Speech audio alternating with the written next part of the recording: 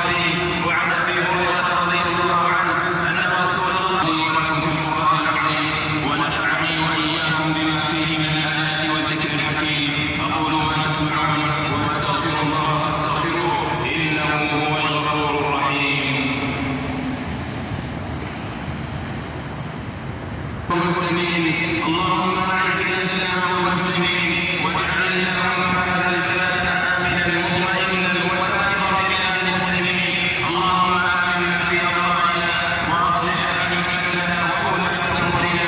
اللهم وفق ولي أمرنا خادم الحرمين الشريفين بتوفيقه وأيده بتأييده.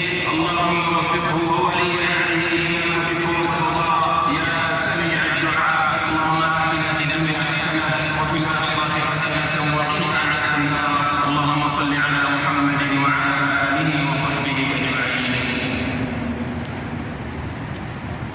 जुम्मतुल मुबारक का खुतबा मुलाहिज़ा फरमाया आप लोगों ने।